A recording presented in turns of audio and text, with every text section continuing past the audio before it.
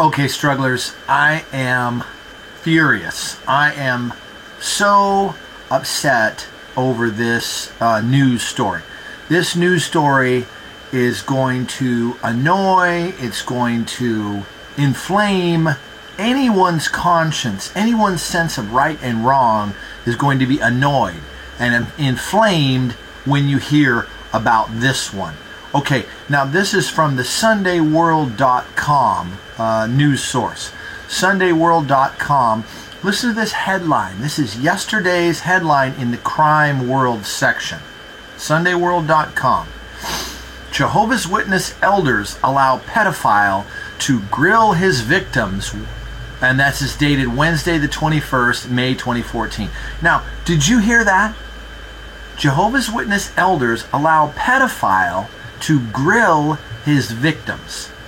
This is the most sickening story. Now, I'm going to read this to you. I'll make a little bit of commentate, but it is grotesque. If I start throwing out four-letter words, it's not my fault, okay? Because this guy and these elders that have allowed him to basically re-molest his victims again through this ridiculous sham judicial committee deal that they run here. Listen to this. So it says, a convicted pedophile grilled his traumatized victims about their ordeals in a series of meetings organized by Jehovah's Witnesses. Women who complained that former Jehovah's Witness elder Jonathan Rose, remember Jonathan Rose? Slimeball, sick, bucket of piss, 40 years old, Jonathan Rose, had molested them as children. They relived their nightmares in front of him after he was released from jail. Now, what world are we living in? What planet are we on that this could even take place? Well, listen to this. It says, in October, the Manchester Evening News reported how Rose was jailed for 9 months for abusing two little girls, one aged 5, another aged 10, at the Jehovah's Witness congregation he belonged to. So these apparently are maybe other victims too, but it says the two victims came forward after a third woman, who Rose had previously been acquitted of molesting as a teenager, branded him a pedo on Facebook. Rose of New Moston was released early from jail in March. The three complainants were told, listen to this, get a load of this bullshit. The three complainants were told if they wanted this fellow to be barred from the church, they would have to recount their ordeal before the elders, while Rose was allowed to ask the women about the abuse he was jailed for as the 8 elders looked on. And some of them got their jollies on too, these sick, perverted freaks, to let this happen. A source who asked not to be named told reporters, before each meeting, the women were read a scripture on false witnesses and told to consider it carefully. And you know, if you've watched my judicial meeting, or if you've been an elder, if you've looked at the flock book, or pardon me, that's the shepherd book. If you've looked at these secret elder handbook, the first thing that they're instructed to do is to read scriptures implying that you're guilty. That's the first thing they do. So here, these poor women, these 3 victims, the first thing that happens is they're read scriptures implying, don't give a false witness. You better not be lying about this fine, upstanding elder Rose. Even though he just got out of jail, don't you lie about Elder Rose. Give me a break. All right, before each meeting, the women were read a scripture on false witnesses and told to consider it carefully. They had to go through the abuse in detail and were asked if they encouraged it. Oh, did you lead him on? Did you encourage it? I mean, that is just a sick bunch of crap. One of the victims was asked, did she enjoy it? I mean, this is what makes people want to, I better not say it. This is what makes people want to get violent. This is what makes people want to extract retribution from a fake pseudo-religion that's really a business. This is a business. Welcome to the Watchtower Bible and Tract Society business. The Jehovah's Witness Publishing Company, Kingdom Hall Building Company, Kingdom Hall Rebuilding Company, whether you need it rebuilt or not. This is their business, and they have to protect their business. This is like Shell Oil. This is like some big global monstrous evil company that's just protecting their interests. And so they're asked, did you encourage it? Did you enjoy it? This is just making me sick to my stomach. All right, it goes on. I'm going to get back on track now. I'm going to calm down. At the third meeting, Rose was present. He questioned the women in detail about the abuse, with no one stepping in to stop bullying as would happen in court.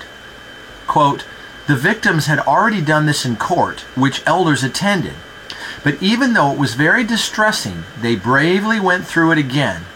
They were told that unless they did, he would not be disfellowshipped. Oh, so, well, we'll disfellowship him, even though he's been in jail and convicted for the last 9 months. That's not enough. Oh, no. We need to take these three poor people, these abuse survivors. We need to take them and put them in front of this spiritual or fake pseudo-spiritual tribunal where they're going to get to the bottom of the matter so that they can get their 2 or 3 witnesses.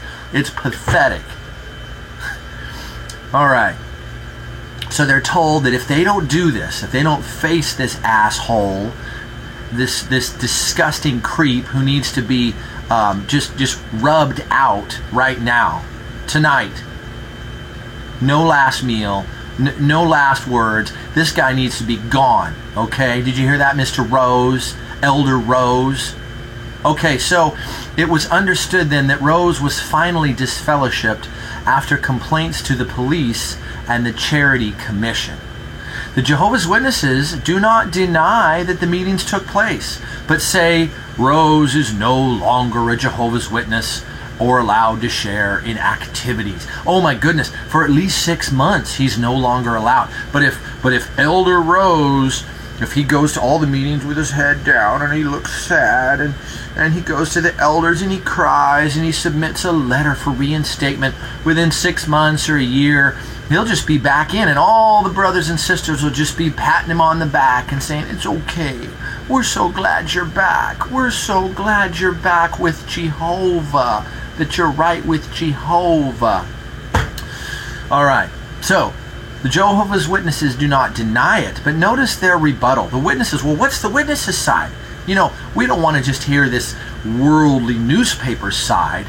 You know, the witnesses, there must be a good explanation. All you JW apologists out there, all you card-carrying JWs that are just shocked or that want to say, oh, well, justice was served. Here's the response. Here's the rebuttal from the witnesses.